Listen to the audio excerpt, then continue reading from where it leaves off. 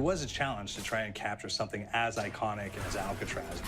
You know about this. This is arguably the most famous prison in the world, and now you're in it. Just the space, the physicality of it, because it's quite claustrophobic. When modern-day prisons are designed, they really consider not intimidating people or making the spaces, as least stressful as possible. Well, Alcatraz didn't suffer from those restrictions. They did the research, they went out, studied Alcatraz, not just from books or internet. They were actually there to feel the environment, so it really sets a mood that gets you a little spooked. Well, we kind of started with the base layout of Alcatraz.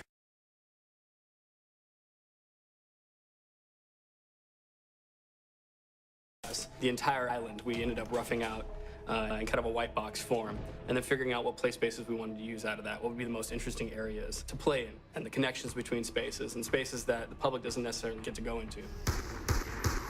We really did a lot of pushing to really enhance that psychological horror aspect that we're really looking for, and this is a really good opportunity to really tell something special.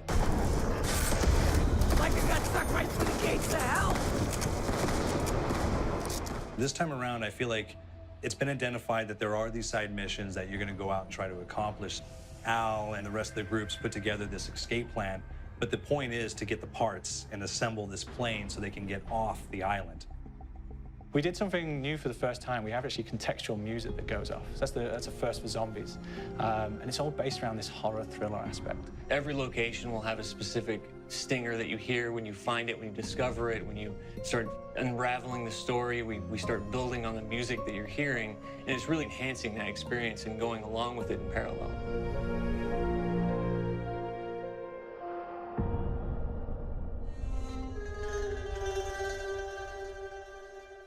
Because we wanted to embrace this kind of horror thriller element, we wanted character actors, guys who could really embody someone and then convey emotion. So that's why we went for guys like Ray Liotta, getting in that kind of guy, we wanted a frantic nature. So he plays a character called Billy Handsome, who's this kind of psychopath who would be employed by the mob to kill people in interesting ways. Chaz Palminteri, he plays a guy called Sal DeLuca, an old mob boss. Michael Madsen playing Finn O'Leary. He's kind of worked himself from the floor, from the streets. He's got his hands dirty in the blood and the guts a couple of times. And then we had Joe Pantoliano, and he plays Arthur Arlington, who's nicknamed the Weasel. Those guys, they bring a quality and a subtlety and timing that you can't really identify or try to recreate. Bring it on! Dirtbags!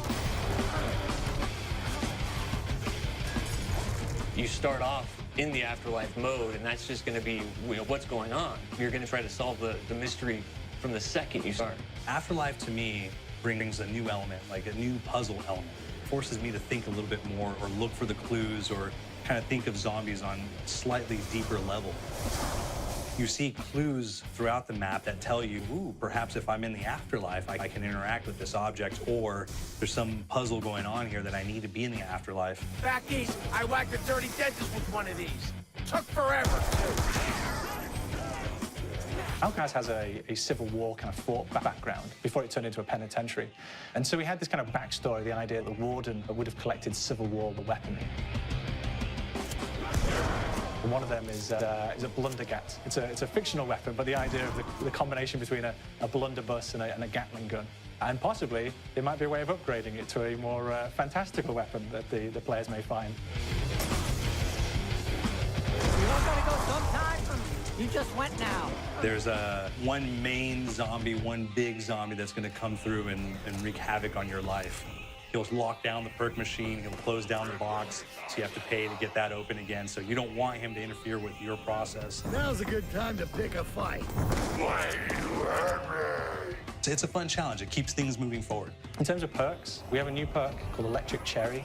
When you reload, it gives a shock around, which scales over time. I was asking for it, greaseball. There is so much to experience in this map. Every time I play it, there's a new tactic to take, a new experience, a new objective to go for. But there's also this layer of things that we aren't exactly exposing to the players right off the bat and will need to be discovered. Don't let me go. Is it the calling we hear? We've got the undead in there, we've got these historical elements, and these fantastic actors all seem to be with peace with each other in this kind of same world. So it's magical, and our team is incredibly excited by it.